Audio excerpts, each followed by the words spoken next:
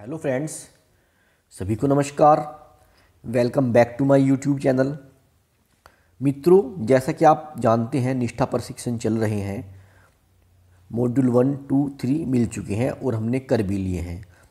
कल को यानी कि 1 तारीख को मॉड्यूल नंबर 4 का लिंक भी मिल जाएगा। साथियों, हम वीडियो में बताते रहते हैं कि जब हमारे 18 मॉड्यूल पूरे हो जाएंगे तब सभी शिक्षकों की एक ऑनलाइन परीक्षा होगी, जिसमें इन मॉड्यूल से संबंधित प्रश्न ही पूछे जाएंगे। साथियों, हम तो बात कर रहे थे कि मॉड्यूल जब पूरे हो जाएंगे तभी परीक्षा होगी, लेकिन हमारे एक मित्र हैं हरियाणा के श्री पाशीराम जी, उन्होंने मुझे एक गूगल फॉर्म भेजा है और उन्होंने बताया है कि हरियाणा में मॉड्यूल 1, 2 व 3 की एक ऑनलाइन परीक्षा करा भी दी गई है। वहाँ पर तीनों मॉड्यूल के 15-15 प्रश्न पूछे थे। जैसे 3 मॉड्यूल हुए हैं अभी, उनमें तीनों में से 15-15 प्रश्न पूछे गए हैं। तो साथियों, मैं आपके सामने इस वीडियो में वो गूगल फॉर्म लेकर आया हूँ और आपको दिखाऊंगा कि उसमें कौन कौन से प्रश्न पूछे गए हैं। तो हो सकता है जब हमारे यहाँ पर ऑनलाइन परीक्षा हो, हमसे भी इसी प्रकार के प्रश्न पूछे जाएं। आज की वीडियो इसी गूगल फॉर्म से संबंधित है। साथियों, अगर आप मेरे यूट्यूब चैनल पर नए हैं तो प्लीज़ आप मेरा चैनल ज़रूर सब्सक्राइब करें, जिससे आपको इसी प्रकार की अन्य वीडियो समय समय पर मिलती रहें। साथियों, मैं आपको बताना चाहूँगा कि मैं बेसिक शिक्षा विभाग से संबंधित वीडियो बनाता हूँ, जिनको मैं यूट्यूब पर तो अपलोड करता ही हूँ। इनके लिए मैंने एक व्हाट्सएप ग्रुप भी बनाया हुआ है। मैं अपनी बनाई गई सभी वीडियोज़ के लिंक इस व्हाट्सएप ग्रुप पर भी शेयर करता हूँ। अगर आप इस व्हाट्सएप ग्रुप में जुड़ना चाहें तो आप मेरे व्हाट्सएप नंबर 9897668080 पर मुझसे संपर्क कर सकते हैं। मैं आपको इस व्हाट्सएप ग्रुप में ऐड कर लूँगा। साथ ही इस वीडियो के डिस्क्रिप्शन बॉक्स में आपको मेरे व्हाट्सएप ग्रुप का लिंक भी मिल जाएगा। तो चलिए शुरू करते हैं आज की वीडियो। देखते हैं गूगल फॉर्म और देखते हैं कि कौन कौन से प्रश्न इसमें पूछे गए। चलिए शुरू करते हैं। साथियों, ये लिंक मिला था निष्ठा ट्रेनिंग अपडेट। इस लिंक पर निष्ठा ट्रेनिंग वालों को फीडबैक भरना है। 3 मॉड्यूल्स के कुल 45 क्वेश्चन हैं। चलिए इस फॉर्म को खोलते हैं। ये मैंने इसको ओपन कर दिया है। ये ओपन हो रहा है। ये आ गया, निष्ठा योजना teachers training programme, let's revise Nishtha. This Google link is created to seek feedback of Nishtha training. तो यहाँ पर अपना नाम डाल देते हैं।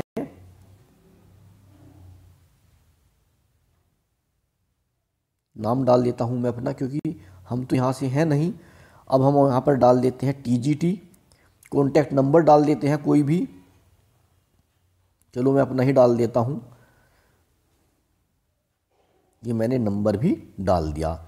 अब यहाँ पर स्कूल का नाम लिखना है। यहाँ पर मैं स्कूल का नाम डाल देता हूँ, क्योंकि मैं हरियाणा का तो हूँ नहीं, मैं तो यूपी से हूँ। अब मुझे वहाँ के स्कूलों का नाम भी नहीं पता, तो मैं यहाँ पर कुछ भी इस तरह टाइप कर दिया मैंने स्कूल नेम और इसको नेक्स्ट कर देता हूँ। ये नेक्स्ट हो गया है। अब ब्लॉक नेम, चलिए बहादुरगढ़ यहाँ पर चूज़ कर लेते हैं। मैंने इसको कर दिया है नेक्स्ट। क्लस्टर नेम, अब क्लस्टर नेम भी चुनना है। चलिए इसको भी ये कर देते हैं और आगे चलते हैं। अब सबसे पहला क्वेश्चन आ गया है मॉड्यूल 1 पाठ्यचर्या और समावेशी शिक्षा, जो हम सभी ने कर लिया है। सवाल है, मॉड्यूल पाठ्यचर्या और समावेशी शिक्षा के उद्देश्य को समझने के संदर्भ में विषय खोजें। जेंडर संवेदनशील कक्षा के वातावरण को बढ़ावा देने वाली गतिविधियों के उपयोग और इसे अपनाने में, विविधता की एक समृद्ध समझ विकसित करने और समावेशी शिक्षा को बढ़ावा देने के लिए दृष्टिकोण प्राप्त करने में, विशेष आवश्यकता वाले बच्चों के लिए अलग शिक्षा नीति, अलग अधिगम वातावरण, अलग अध्यापकों व कक्षाओं की वकालत करता है। चौथा है, राष्ट्रीय पाठ्यचर्या की रूपरेखा 2005 के दृष्टिकोण और पाठ्यक्रम के रूपांतरण में।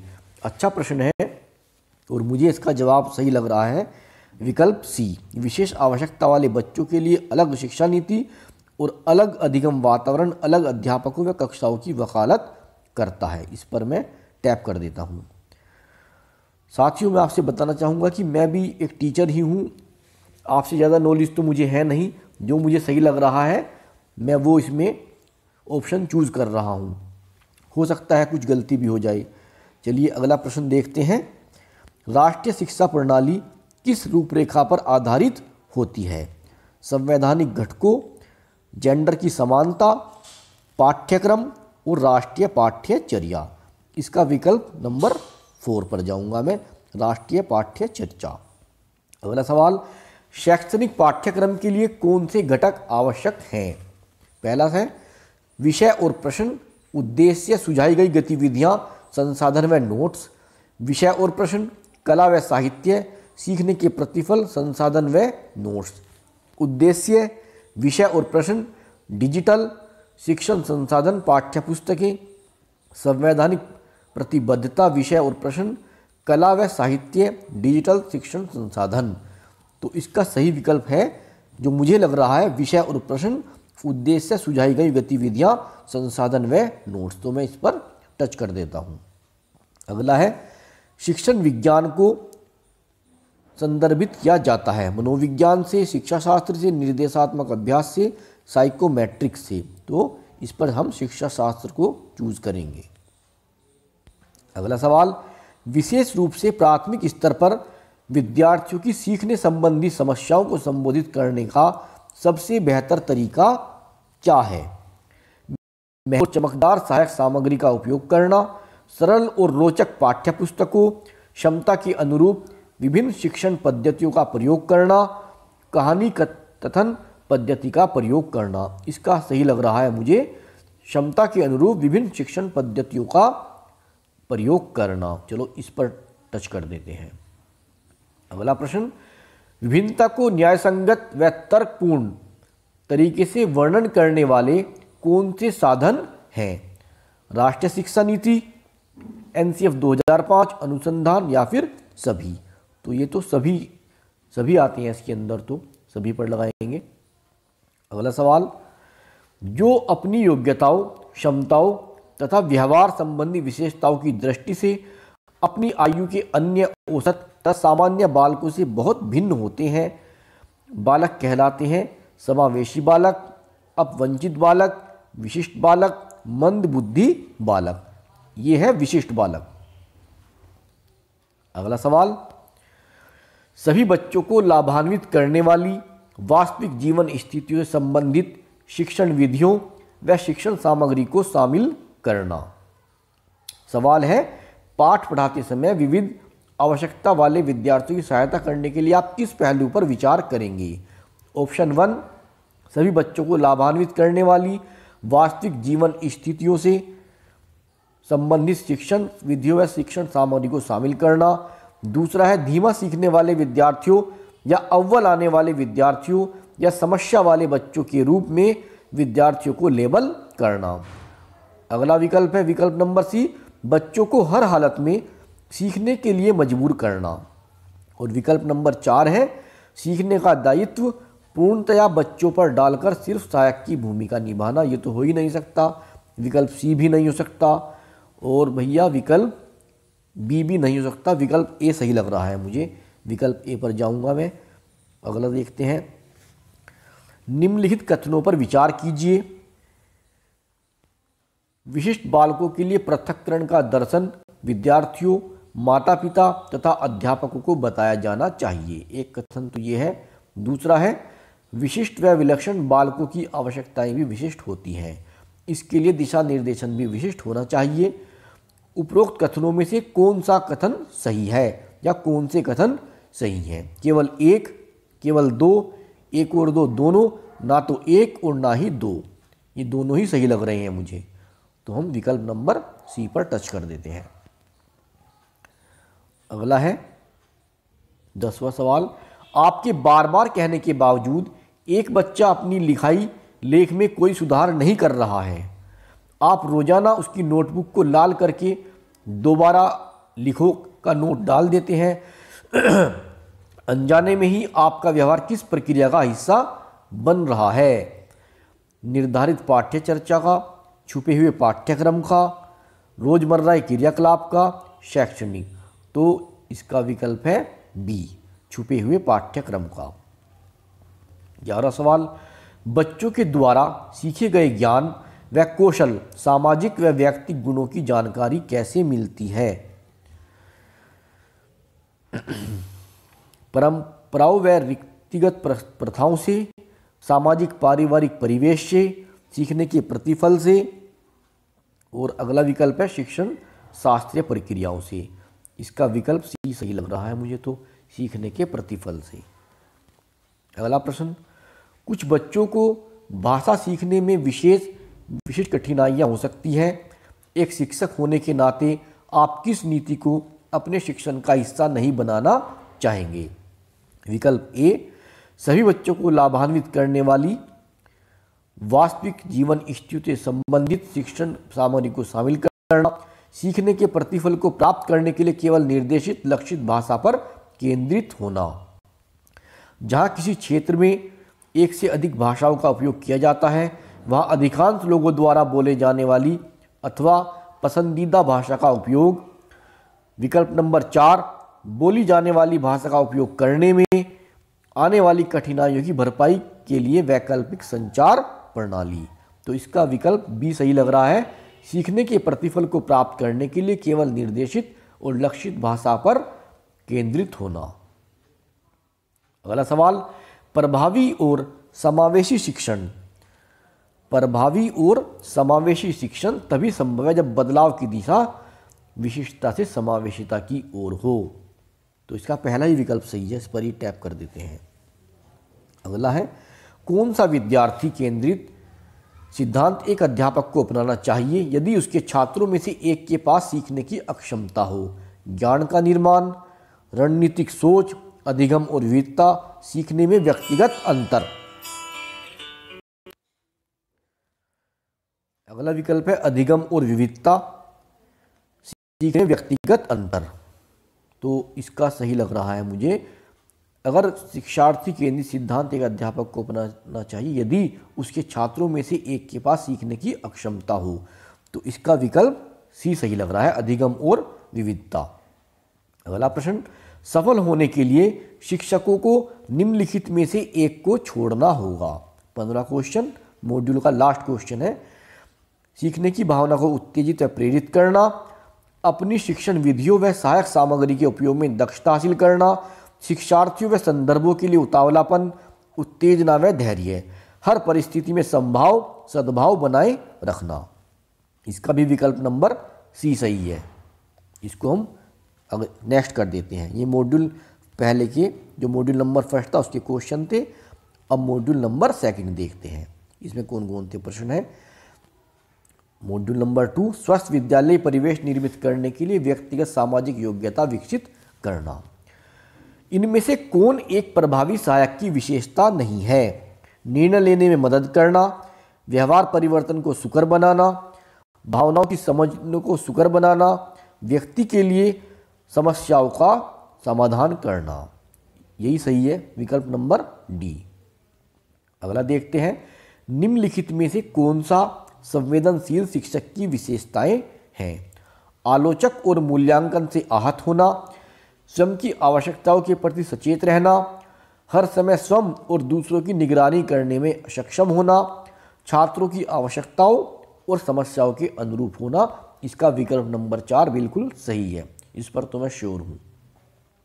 नेक्स्ट क्वेश्चन, छात्रों के लिए शिक्षकों को कक्षा के वातावरण में सकारात्मकता को बढ़ावा देने की आवश्यकता है ताकि छात्र अनुभव कर सकें सुरक्षित और स्वीकृत, संरक्षित और अनिश्चित, अलग और देखने योग्य, एकांत और सतर्क। इसका विकल्प नंबर 1 सही है, फर्स्ट, सुरक्षित और स्वीकृत। अगला प्रश्न, किसी अन्य व्यक्ति के दृष्टिकोण से स्थितियों को देखने में सक्षम होने की योग्यता निम्न रूप से जाना जाता है। पहला है दृष्टिकोण जानना, द्वंद्व, वास्तविक परीक्षण और सहानुभूति व्यवहार। इसका सही लग रहा है दृष्टिकोण जानना, विकल्प नंबर 4 का पहला। क्वेश्चन नंबर 4 का विकल्प पहला है दृष्टिकोण जानना, यही सही लग रहा है। 5वां सवाल, एक शिक्षक संवेदनशीलता के गुण को चित्रित दर्शा सकता है। दूसरों की भावनाओं और विचारों से अवगत होकर, दूसरों की राय लेकर, विचारों को व्यक्त और दूसरों को समग्र करना। दूसरों के साथ काम करने की क्षमता होना। इसका सही लग रहा है पहला विकल्प। तद अनुभूति है। मित्रों, ये सवाल हमने आपको एक नोट्स बनाए थे, जो डायरी बनाई थी हमने, उसमें भी ये नोट कर रखा है कि तद अनुभूति क्या है। तो तद अनुभूति है किसी और की तरह महसूस करना और सोचना। विकल्प नंबर फर्स्ट। बच्चों के समूह के बीच द्वंद्व के मामले में आप एक शिक्षक के रूप में कौन सी युक्ति का उपयोग करेंगे? ये सवाल मॉड्यूल नंबर 2 का जो लास्ट में आकलन परीक्षा होती है, 10 सवाल आते हैं, आपको याद होगा। तो उसका विकल्प है बच्चों के बीच संवाद करने में सहज बनाएंगे। सही है विकल्प नंबर डी। 8वां सवाल, स्कूल कक्षाओं में स्वास्थ्य वातावरण को बढ़ावा देने के लिए शिक्षकों के गुण और कौशल इस प्रकार हैं। संवेदनशीलता और देखभाल, संवेदनशीलता और आशंका, संवेदनशीलता और नियंत्रण, सहानुभूति और देखभाल। इसका पहला विकल्प सही लग रहा है, संवेदनशीलता और देखभाल। 8वें का ए पार्ट। क्वेश्चन नंबर 9, चौकस श्रवण कौशल उपस्थित होने के लिए एक शिक्षक को छात्रों के निम्नलिखित पर ध्यान देने की आवश्यकता होती है। गैर मौखिक भाव, व्यवहार और कार्य, सभी मौखिक अभिव्यक्ति। ये सभी जरूरी होते हैं, सभी पर ध्यान देने की आवश्यकता होती है। तो विकल्प सी। अगला प्रश्न, शिक्षक छात्रों को वास्तविक चिंता और रुचि का संप्रेषण कर सकते हैं। आंख से संपर्क करके, उन्हें हमेशा उनका रास्ता देकर, उनके कार्यों पर सवाल उठाकर, उन्हें गतिविधियों में वरीयता देकर। तो इसका सही जवाब है आंख से संपर्क करके। विकल्प ए। नेक्स्ट क्वेश्चन, व्यक्तिगत विभिन्नताओं से संबंधित कौन सा कथन सही है? यदि विद्यार्थियों का बुद्धि स्तर समान है तब भी उपलब्धि में विभिन्नता हो सकती है। बात सही है बिल्कुल।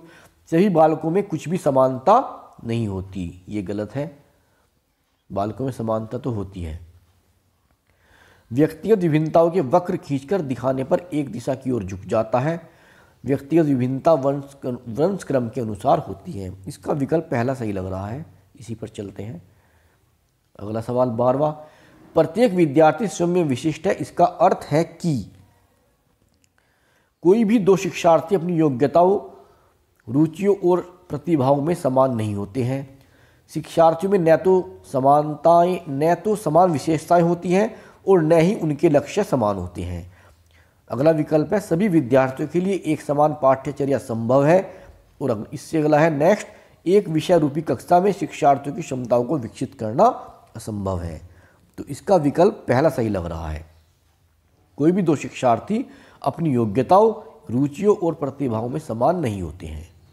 अगला है नेक्स्ट, आत्म संप्रेषण को कहते हैं समूह संप्रेषण, जन संप्रेषण, अंतःवैयक्तिक संप्रेषण, अंतःवैयक्तिक संप्रेषण। तो इसका विकल्प नंबर 4, अंतःवैयक्तिक संप्रेषण। अगला है बच्चे की जिज्ञासा शांत करनी चाहिए। जब शिक्षक फुर्सत में हो, जब विद्यार्थी फुर्सत में हो, कुछ समय पश्चात, तत्काल, जब विद्यार्थी द्वारा जिज्ञासा की गई है। मेरे विचार से तो तभी करनी चाहिए जब बच्चे ने जिज्ञासा उत्पन्न करी, तभी उसकी जिज्ञासा शांत करनी चाहिए। विकल्प नंबर 4 पर जाऊंगा मैं, ऑप्शन नंबर 4। एक छात्र जो हमेशा नई नई जानकारियों के लिए स्रोतों की खोज करता रहता है, वह शिक्षक व सहपाठियों से तर्क वितर्क करता रहता है, वो होता है समस्यात्मक बालक, औसत बालक, प्रतिभाशाली बालक और हठी बालक। तो मेरे विचार से वो होता है प्रतिभाशाली बालक। अब अगला चलते हैं next, module number 3। Let's revise निष्ठा। मॉड्यूल नंबर 3, विद्यालय में स्वास्थ्य और कल्याण। पहला सवाल है स्वास्थ्य के समग्र रूप में कौन सा पहलू सबसे कम महत्वपूर्ण है? शारीरिक स्वास्थ्य, आर्थिक स्वास्थ्य, सामाजिक स्वास्थ्य और मानसिक स्वास्थ्य। इसका विकल्प दूसरा, आर्थिक स्वास्थ्य सही लग रहा है। क्वेश्चन नंबर 2, शारीरिक स्वास्थ्य का प्रमुख घटक नहीं है। शक्ति, गति, कद और लचीलापन। मुझे लग रहा है इसका सही विकल्प कद, तीसरा विकल्प दूसरे का सी। अगला देखते हैं, निम्न में से कौन यम का सिद्धांत नहीं है? कौन यम का सिद्धांत नहीं है? अहिंसा, सत्य, स्वच्छता, अपरिग्रह। ये स्वच्छता है। स्वच्छता यम का सिद्धांत नहीं है, श्योर। नेक्स्ट क्वेश्चन, निम्न में से कौन नियम का सिद्धांत नहीं है? ब्रह्मचर्य, सोच, संतोष और स्वाध्याय। नियम का सिद्धांत नहीं है ब्रह्मचर्य, पहला विकल्प। अगला, निम्न में से योग में कौन कौन से अभ्यास शामिल हैं? कौन कौन से अभ्यास शामिल हैं? आसन, प्राणायाम, नियम, ध्यान, सभी। ये तो सारे ही आसन हैं, सारे ही योग हैं, तो सभी, तो इसमें सभी पर जाएंगे हम, ई, सभी। अगला सवाल, निम्न में से कौन सा प्राणायाम का उदाहरण है? भुजंगासन, यम, नियम, भ्रामरी। भ्रामरी है, प्राणायाम भ्रामरी है। हम डी पर जाएंगे, विकल्प नंबर डी। सातवां सवाल, निम्न में से कौन स्थायी आसन है? निम्न में से कौन स्थायी आसन है? गरुड़ासन, पद्मासन, अनुलोम विलोम, अर्धहलासन। तो ये है गरुड़ासन, सातवें का ए। नीचे दिए गए चित्र में किस आसन को दर्शाया गया है? धनुरासन, भुजंगासन, मकरासन और अर्धहलासन। यह है अर्धहलासन। क्वेश्चन नंबर 9, निम्न में कौन सा भोज्य पदार्थ ऊर्जा प्रदान करने वाले भोजन समूह में सम्मिलित किया जा सकता है? अंडा, सब्जियां, दूध, चावल। ये इसका है, कौन सा भोज्य पदार्थ ऊर्जा प्रदान करने वाले भोजन समूह में सम्मिलित किया जा सकता है? इसका डी पर जाएंगे, चावल, भोज्य पदार्थ, 9 का डी। नेक्स्ट क्वेश्चन, निम्न में से कौन सा भोज्य पदार्थ रोग प्रतिरोधी क्षमता को बढ़ाता है? अनाज, फल, दाल, तेल। फल हमारी प्रतिरोधक क्षमता को बढ़ाते हैं। 11वां, बैक्टीरिया या वायरस से होने वाली बीमारियों और संक्रमण से बचाव का तरीका है? संतुलित भोजन, पर्याप्त मात्रा में पानी पीना, अच्छी नींद और व्यक्तिगत स्वच्छता। विकल्प नंबर 4, व्यक्तिगत स्वच्छता। 12वां सवाल, स्कूल सुरक्षा में क्या शामिल नहीं है? बाढ़ व भूकंप से बचाव, स्वच्छ पीने के पानी की व्यवस्था, स्कूल परिसर में कीटों के आक्रमण से बचाव, स्कूल की चार दीवारी का निर्माण। सही जवाब है स्वच्छ पीने के पानी की व्यवस्था। पोक्सो एक्ट किस वर्ष लागू हुआ है? 2012, 2010, 2013, 2016। तो ये तो आपको पता ही होगा सभी को, 2012 है। अगला सवाल, इंटरनेट और सोशल मीडिया के सुरक्षित उपयोग में क्या क्या शामिल है?